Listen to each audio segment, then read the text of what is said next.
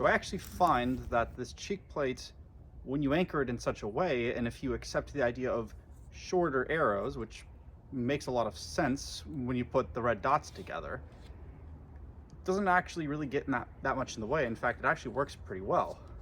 So all you really have to do is just kind of get your hand, place it on the cheek plate, and you'll be able to use it. In fact, it gets very accurate in that case.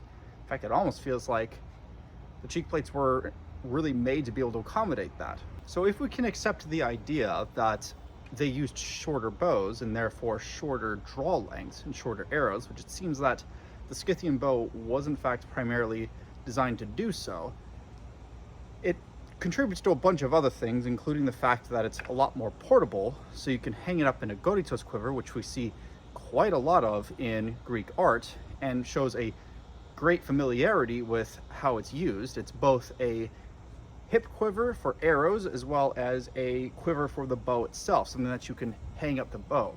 So it makes it a little bit more portable, and the bow itself can yield as much power as it can with shorter of a draw because of its smaller size. This itself wouldn't be an example of that, although it's kind of made somewhat in its image, but it actually would have been a little bit shorter in this case. This one's like yay right here. So this is a rather large bow, usually made, most bows in Hungary are made kind of this size anyways, but the actual Scythian bow itself would have been a lot shorter. And if we can accept the idea that the Greeks had very much many reasons to be able to adopt the Scythian bow as a weapon, then a lot of things start to make a lot of sense. You can use it a lot better with armor, because if you used bows with longer draws to them, then your armor, like your helmets and whatnot, gets in the way. But if it was smaller, you don't have to draw very far, just to the cheek plate, and it still works, right? The arrows are shorter, you can get it up here, so it's a lot more compact. So when you're not using it, it's not getting in the way when you have to move to, say, sidearm. So it indicates that you can carry a bow, put that up, and then use other sidearms, which kind of goes to show that, you know, archers don't want to be needlessly risked by the Strategos, but at the same time, if they had to, they were a lot more than just archers at that case. They can be melee fighters if they needed to. They were very good at skirmishing, which was also a thing in Greek warfare. It's not just pitched battles, and it's not just the arrow exchange before a big melee clash. There's way more. Just read Thucydides. There's way more to Greek warfare than just simply big set piece land battles. And there's evidence to suggest that mainland archers, which we know they had archers recruited from the mainland, we don't need to be standoffish about this. We know that they did. We have fragments saying who they were by name and where they were from. Not a lot, but it's there, so we know that they did this. Then it might stand to reason that they would have worn armor if they were in a situation where wearing armor would have made sense, like being in a more open land battle, fighting alongside your hoplite peers. If you were, say, in a naval battle, which is where they seemed to be mostly, then you may not have worn much armor, maybe just the helmet itself. Because if there was one thing that you absolutely needed, that was a helmet, right? You can have a pelta shield, which there's evidence to suggest that archers in the time period of the Peloponnesian War also may have done this as well.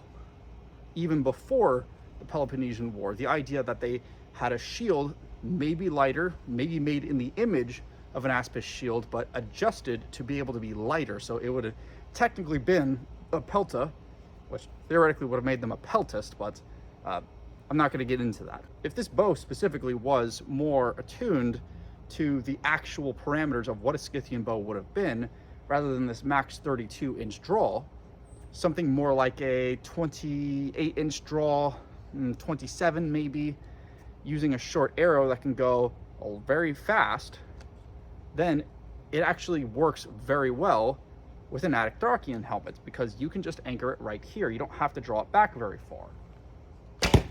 Just assuming that you are using the right arrow, then you'll be naturally accurate. In fact, I'm actually a little bit more accurate using a shorter draw at this point. At least with this arrow that doesn't have a head on it.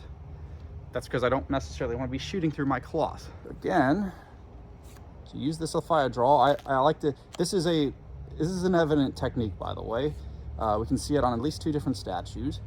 All right, you just bring it to about right here in a standing position, and say I put most of my weight on my front foot right here, so I kind of forward. You always want to have your chest initially facing your target.